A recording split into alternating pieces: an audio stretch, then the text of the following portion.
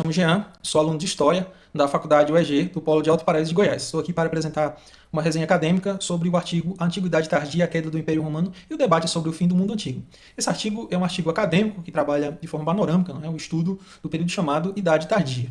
O segundo autor, o objetivo desse artigo é discernir questões como forma de explorar os limites e as contribuições da periodização, inicialmente pretendendo explorar alguns aspectos da gênese da ideia da Antiguidade Tardia, a partir daí discutir as implicações desse conceito em nossa periodização da Antiguidade Antiga. Da história antiga, assim como seu impacto na própria maneira como definimos geograficamente esse espaço-tempo. Então o autor ele vai usar nesse artigo algumas divisões. O artigo tem cerca de 34 páginas e 4 divisões, sendo essas um conceito e suas origens, um espaço-tempo, problemas de periodização e localização e transição, crise e o problema das inovações bárbaras, entre rupturas e continuidade, a cidade na Antiguidade Tardia. Na divisão um conceito e sua origem, o autor trata sobre o surgimento do termo Antiguidade Tardia, segundo o autor, o historiador alemão, que eu provavelmente não vou conseguir dizer o nome correto, Ollens Regles. Numa obra sua, em 1901, usou esse termo para falar sobre essa fase de transição que ele chama de Antiguidade Tardia. A identificação da Antiguidade Tardia como uma época autônoma da história e suas ideias da Antiguidade ganhou peso na segunda metade do século XX. Observa-se na obra de Santo Mazarino.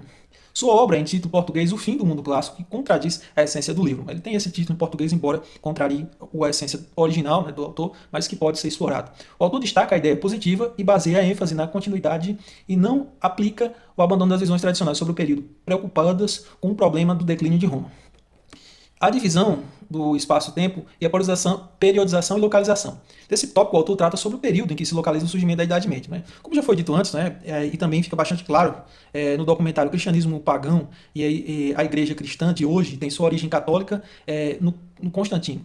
Nesse documentário que foi nos pedido para a gente assistir, fica bastante claro que esse período foi um período de transição que se deu especialmente com a queda de Roma, em que o cristianismo passa a tomar espaço sobre a esfera romana, com a conversão de Constantino e outras coisas. Aqui o autor vai falar sobre diversos pensadores, como Andrei Carandini, e outros autores que delimitam a Idade Média começando no século II. Alguns dizem que começou do século II ao século IV, como Avenir Carmeron. Eu peço perdão novamente pela pronúncia, porque eu sou péssimo em outra língua. Estou tentando aprender em inglês, mas ainda estou longe. No tópico Transformações Sociais e Crise, Invasões Bárbaras, aqui nesse tópico ele vai mostrar que aconteceu de vários povos invadirem nessa época Roma. Roma já estava em declínio por causa do período em que ela foi invadida, a região foi invadida pelos hunos, e ali os povos germânicos adentraram em Roma e houve constantes conflitos que levaram até a morte de Constantino. Só que o autor não destaca essas coisas, mas fica situado nesse período que vai acontecer esse tipo de coisas. Especialmente o que aconteceu. O texto que ele nos fala que essa época foi uma época em que os bárbaros invadiram, mas estudiosos gramscianianos dizem que também foi uma época de crises, uma crises que foram crises econômicas também. Então houve crises de guerras e crises econômicas também nesse período que levou um declínio ainda maior de Roma. No tópico Rupturas e Continuidades, a Cidade Antiga Tardia, o autor ajuda a entender como mudanças e conservação de costumes e descontinuidade de outras na fase dele. Então ele vai falar sobre Christopher Kelly e o que ele pensa sobre as inovações, uma antropologia que mudou na época da cultura.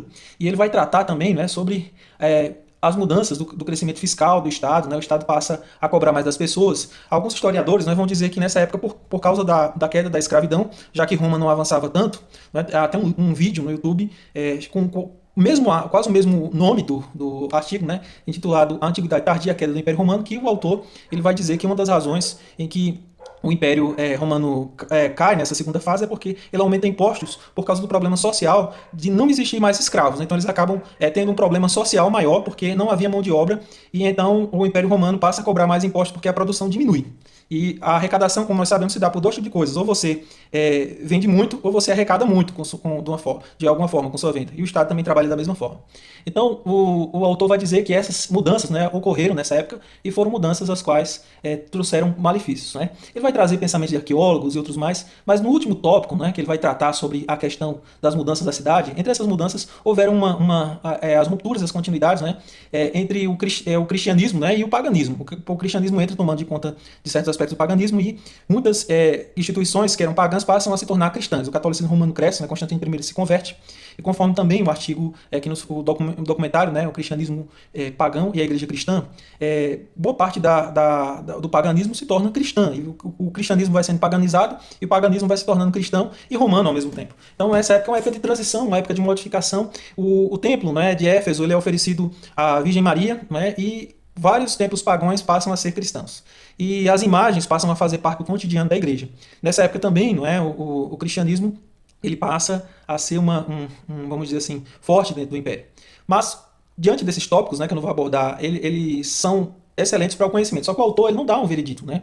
O autor, que é o Carlos Augusto Ribeiro Machado, ele é formado em História pela Universidade Federal Fluminense, mestre em História e Economia pela Universidade de São Paulo e doutor em História Antiga pela Universidade de Oxford, da Inglaterra.